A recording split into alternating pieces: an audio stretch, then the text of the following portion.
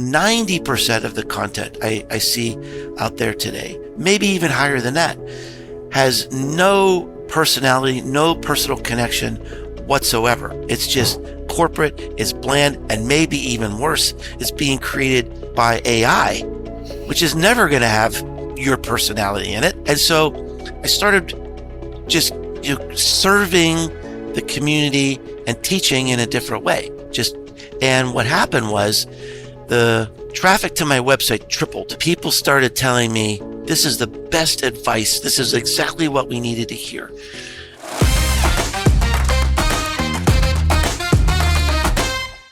Welcome, Mark Schaefer, to the Persuader podcast. You've written many books over the years, and of course, I've read many of them. What inspired you to write your 11th book, which is about to be hitting the market? Yes, Audacious, How Humans Win in an AI Marketing World is the new book. It's my best book. And if you look at the trajectory of my career, what I've studied a lot and written a lot about is how do we become the signal against the noise in a very busy world, in an overwhelming world. And now all of us as businesses, as brands, as human beings are faced with this onslaught of content from AI. And so it's something I've been thinking a lot about, is the role of humanity in this future world. And there was a moment about I guess it was 4 years ago that really inspired this idea. I was at a big conference. It's an annual conference called South by Southwest. And there are 300,000 people that descend on Austin, Texas every year. And after a long day attending this event, I was at dinner with some friends. And all of a sudden, people started leaving the restaurant. They just silently stood up and they were leaving. And everyone was standing out on the sidewalk. So my friends and I left our food and went out and stood on the street. And what did we see? Up in the sky, there was a drone show that was an advertisement for a new television program. And you have thousands and thousands of people standing on the street all over the city, not only watching this ad, but recording this ad and sharing it with their friends all around the world. And at the end of this display, there was a QR code in drones in the sky. And you could click on the QR code and go to see a trailer for this new show. Well, I just couldn't get this out of my mind because I did this little mind game with myself. If someone came to me and said, Mark, I want you to create an advertisement or a marketing activation that is so amazing, people would leave their food in a restaurant to go see it and share it with your friends. Could you do it? The answer is no, I could not. So this is something that broke through the noise. It broke through the noise at this massive festival. It broke through the noise even when people are busy having dinner with their friends. Was there a lesson here? A lesson about how to stand out in this world? And so I found out who created this, and it was an agency called Giant Spoon. So I called up the president of the company and I said, I want to write a book about you. I want to feature you in a book. What do you think? He said, absolutely. And that started me on a path where I discovered some of the greatest creative minds in the world who are disrupting stories. They're disrupting how we see the world, how we hear the world, where we see it, who's telling the story. And so this book is a rallying cry for people who say, I am not going to be ignored in this world. It's a book of joy for people who want to really start, creating something new and exciting in the world. No, that's awesome. What can marketeers do to thrive in the age of AI? not just survive, but Yeah. thrive? Well, I think there's a few things. I mean, the first thing is that you need to embrace it. It's not going away. It's going to keep getting better. We can't ignore it. We can't deny it. So we really have to understand it. We also have to understand the limitations of AI. We have to understand where the human capacity still will transcend the machines, where that's important. How do we deploy that? We're living in a world where we can combine features of AI in new ways to unleash amazing new types of human creativity and productivity. So we need to be mindful of that and not and embrace it. Interesting. And in the age of AI, where do you see the whole concept of personal branding progressing? What would be your recommendations for somebody who's looking to further enhance their personal brand? When ChatGPT came out, I recognized immediately that this is something that would change our lives and our businesses and our marketing right away. When you look at the ease of use and the magical capabilities of AI, is pretty obvious. So I called up a friend of mine. He's a very famous tech analyst named Shelley Palmer. And I said, Shelley, what do you think about this? He said, well, my email box has been blowing up. Everyone's been telling me, try ChatGPT. So I went in and I asked it to write a blog post in the voice of Shelley Palmer about the congressional threats that Facebook is facing. And he said, in 3 seconds, it wrote a perfect blog post. It even went out and did the research and found the name and the number of the bill that was in Congress that could hurt Facebook. He said, I've blogged almost every day for 15 years, and I'm terrified. He said, I am 80% replaced. Now, if you think about this 80% number, that is pretty terrifying. But what's more interesting to me is the 20% number. What's not being replaced? And that is his personal brand. That is something that AI can never touch. It is something he will always own. It is the only point of strategic leverage we have in our careers, period. This is it. And no matter what happens in this world, no matter what happens with AI, people will always come to Shelley. He is trusted. He is known. He is beloved. He is a source of truth. People will always read his blog. They will always attend his speeches.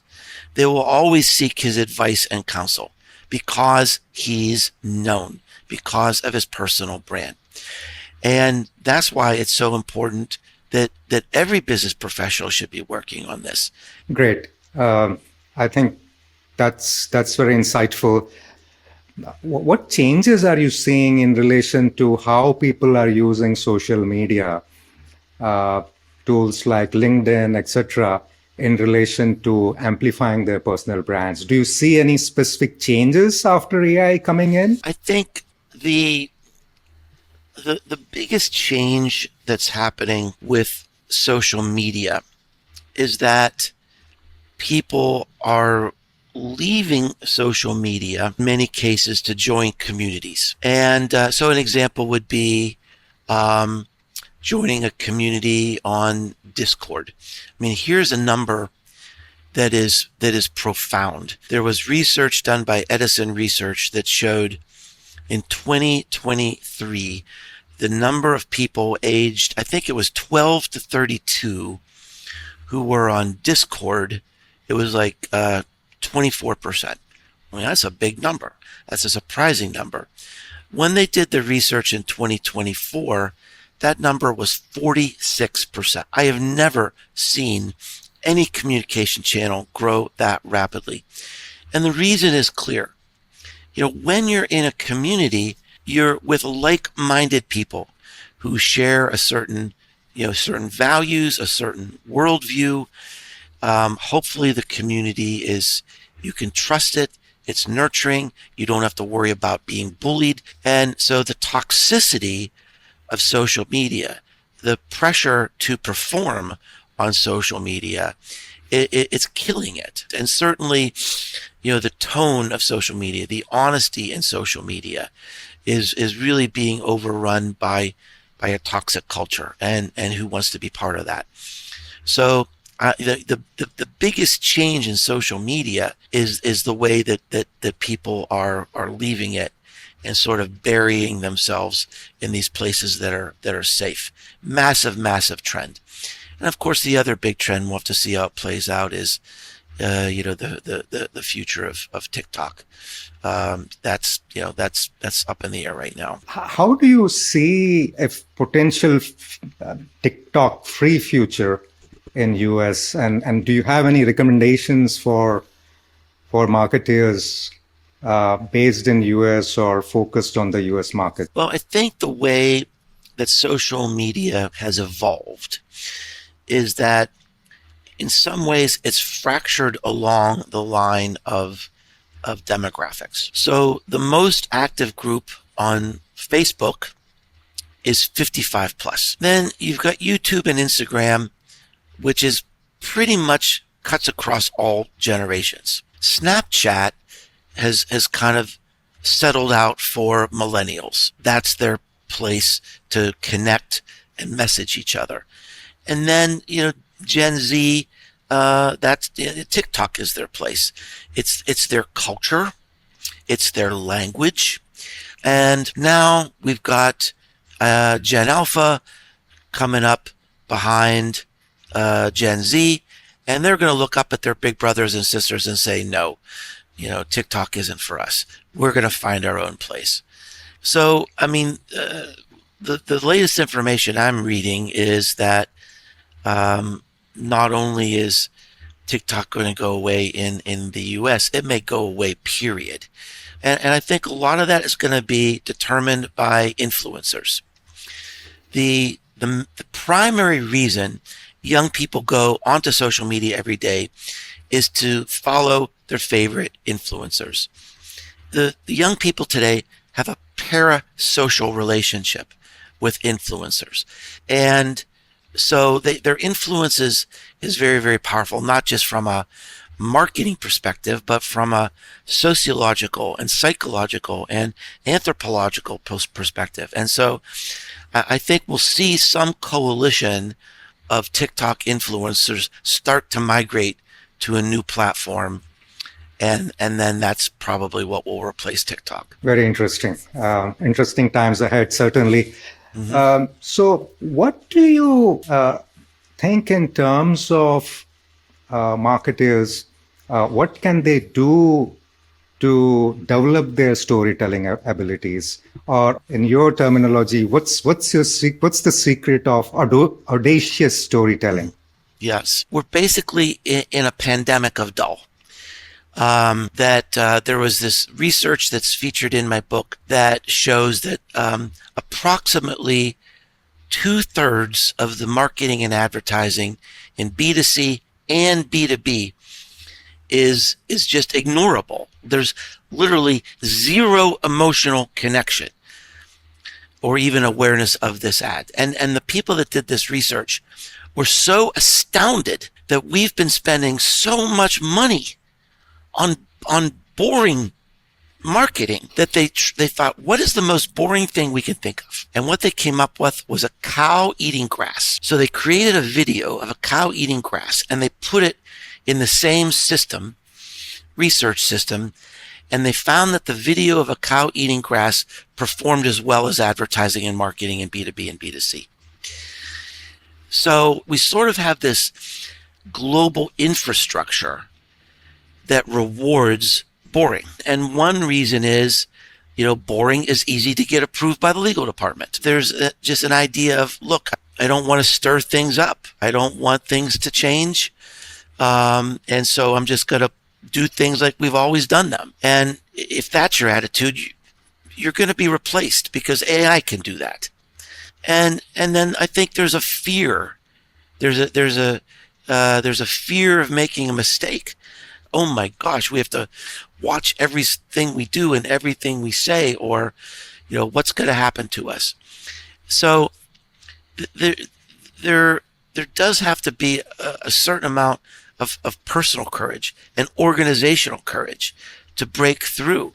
How do we disrupt the story? And one of the things that we've ignored largely as marketers is that the stories that connect the most, the stories that resonate the most, create a deep emotional connection with us. It could be awe, it could be love, or it could be fear. It could be anxiety. And there was some important research done by a social psychologist named Dacher Keltner.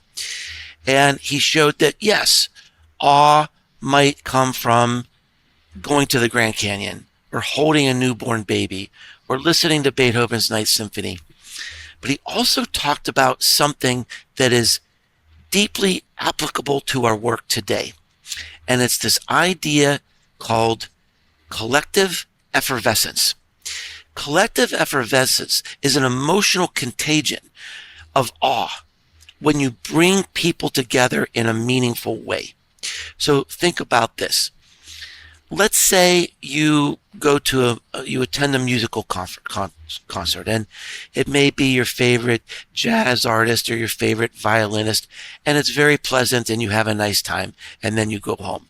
But what if you attend a concert with your friends? And they love this, and you have dinner before, and you go, and you're happy, and you're dancing, and you're singing, and it creates this sense of awe. And so I spend an entire chapter in the book talking about the significance of this in our human world and why this is a uniquely human thing we can do against this threat from AI. We have this entire generation that's longing to belong, that's lonely, that's sad, that's disconnected. And this is one of the greatest opportunities of marketing, to bring people together in unique ways to create that emotional contagion that creates this collective effervescence, this awe. And that's something AI can never do. That's great advice. So, Mark, as we know, content creation is one part, but then the amplification of it is a totally different ball game, right? So what are your recommendations for creating content which is shareable? The biggest recommendation, and certainly it's taken me a long time to learn this and have the courage to do it, is to add your own story. You know, if you think about what is our goal as human beings and as businesses and marketers, we want to be seen, we want to be heard, we want to be discovered, and so we have to stand out some way. And to stand out, you have to be original. And to be original, we really only have one choice. We have to tell our story, our experience and our education and our observations and our passions and our fears and our joy and our hurt. Because there's only one you. You have no competition. And if you create content that reflects that, by definition, you're going to be creating things that nobody has seen before. What is a brand? A brand is an emotional expectation, right? So when I experience Manish, what am I going to experience? You know, he's a smart guy. He's a leader. He's compassionate, right? And that has to be reflected in content. And 90% of the content I see out there today, maybe even higher than that, has no personality, no personal connection whatsoever. It's just corporate, it's bland, and maybe even worse, it's being created by AI, which is never going to have, your personality in it. Tell your personal story. I mean, in terms of amplifying my content, I really don't do any tips or tricks. I've never paid a dime for advertising. It's just patient, hard work. You create content to serve people, not to serve SEO. And you build an audience that opts into you, that subscribes to you, and you build that mailing list. And now this is a list of people who love you and will and will buy from you. That's so many nuggets of wisdom in what you said just now, which also reminds me, Mark, that you were very open in relation to sharing about your challenges during COVID, right? Do you want to talk about it in terms of what kind of response you got when you were very open about sharing your challenges? Well, there were sort of two phases of that. When it came to COVID, I was an early adopter. I got it in March of 2020. I was sick for about a month, and about halfway through, then they started putting people on ventilators, right? I was staring at the, I had chills and a fever. I was looking at the front door of my house thinking, if I go through that front door, I'm probably not coming back. I'm just going to stay here. So I thought about, what is my role as a leader? Is there a way I could do this well? I'm a teacher, right? I mean, I'm a teacher in my heart. Is there a way I could create a video that would just tell people, about my experience and how it was going, and do it in a way that would educate people? Gratefully, everything worked out, but my business collapsed, right? I mean, most people's did. And so then I had to sort of reinvent myself and had to rethink, okay, well, what is the value of the personal brand when all my classes have been canceled and all my speeches have been canceled? And I mean, people weren't even buying books at that point, right? Everybody they just didn't want to die. They were all scared. The whole world was terrified. They didn't know how big this thing was going to be. And so I thought, well, what is my personal brand? My personal brand is, I'm a teacher. I could take very complex things and I can explain them, easily. So I stopped creating content about marketing, and I started creating content about how do we get through this. So in addition to, an MBA, I also have a master's degree in applied behavioral sciences, more or less like industrial psychology. And so I started writing about, we don't know what's going to happen. We don't know when this is going to end. How do we handle this anxiety? How do we handle this disruption in our routine? How do you sell things in a pandemic? Is it even possible? And so I started just serving the community and teaching in a different way. And what happened was the traffic to my website tripled. People started telling me, this is the best advice. This is exactly what we needed to hear. So I took all these blog posts that I wrote, put it into a little ebook called Fight to the Other Side, gave it away for free. The last page in the ebook was, if you love this ebook and were inspired by this, think how great it's going to be bringing Mark Schaefer into your boring Zoom meeting to inspire your team for 15 or 20 minutes. So it was this process of thinking about, you got to give up on your dream in a way and say, what's special about me? How can I be relevant now? How can I be relevant in this moment? The world is changing so fast. There's no such thing as a 2-year plan. You just have to think about what's the mega trends going on in the world right now, and how am I relevant in this moment? Very inspiring. Thanks for sharing that. So just in terms of talking about mega trends, we see LinkedIn promoting videos nowadays quite a bit. How do you see that developing? The use of videos, particularly in LinkedIn, in relation to developing both our personal brands as well as our corporate brands? Nobody really knows yet, because this is a departure from LinkedIn's typical position and strategy. So the way LinkedIn promotes content on its platform is it looks at conversations in the comments. Likes don't matter. Shares don't matter. What it's looking at is comments, because that means people are engaged with the content. and they're spending more time on LinkedIn. Both things are good. Historically, videos have not worked on LinkedIn at all because people watch a video and it's not a conversation. People don't leave comments under videos. So they're promoting videos, and I've talked to people who study this, and they said, we don't know. We don't know how this is going to work. We don't know if this is going to work. However, I would say that, why not take a chance?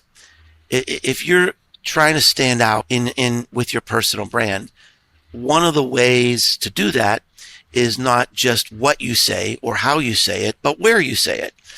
And so if you're one of the first people to adopt video reels on LinkedIn, that might be the way that you gain some attention. Thanks for sharing that. So I have another question, and let's say if a marketer comes to you and says, "Look, I'm under a lot of pressure from my CEO and my sales leader to really help them bring revenues, increase growth."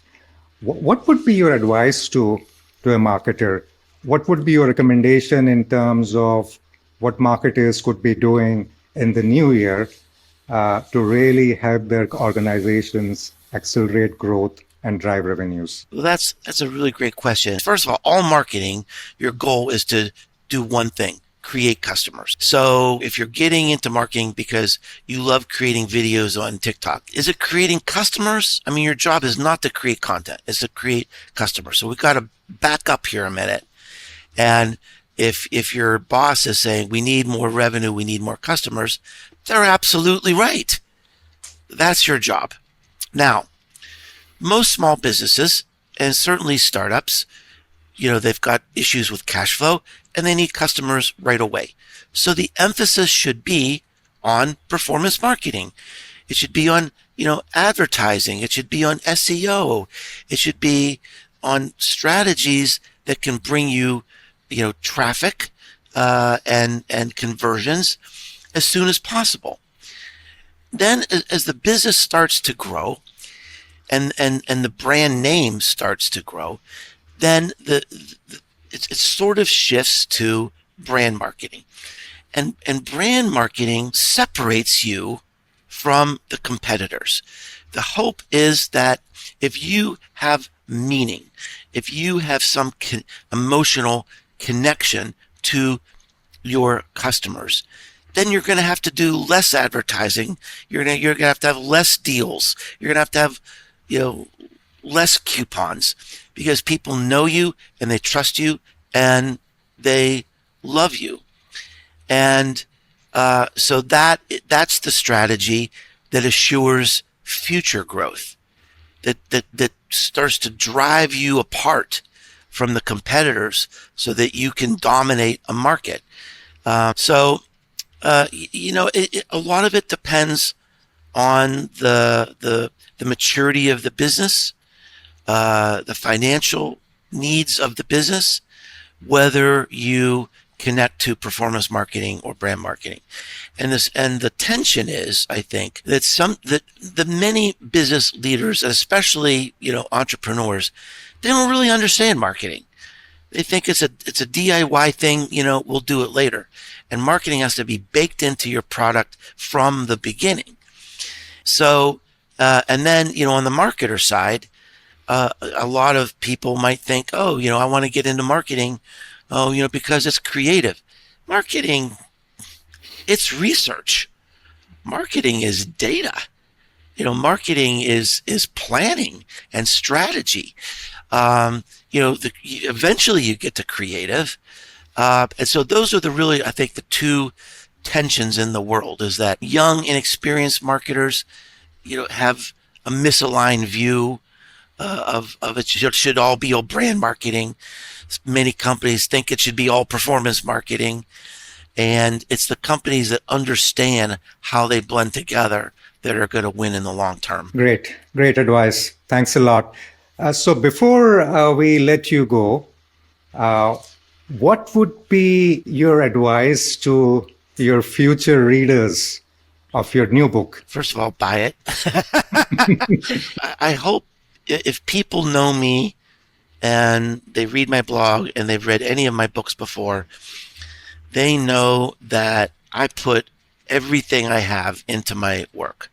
There is no fluff. There are insights and inspirations on every single page throughout the whole book. Whenever I create content, there's only one thing in my mind, and that is I will never let you down. The new book is unique because it's called Audacious, so it had to be audacious, right? So there's a QR code on the front of the book, and when you click on the QR code, the book cover changes, and so the book cover is never the same way twice. It's an AI that has been fed my book and is creating abstract images based on the stories in the book. There's a puzzle in the book. There are QR codes in the book that lead to, little videos and special surprises. The book is, it's interesting, it's relevant, and it's a lot of fun. I will definitely look forward to buying a copy for myself and my colleagues and friends. Mark Schaefer, it has been a pleasure. Thanks for your time. Thank you, Manish. Thank you for such great questions.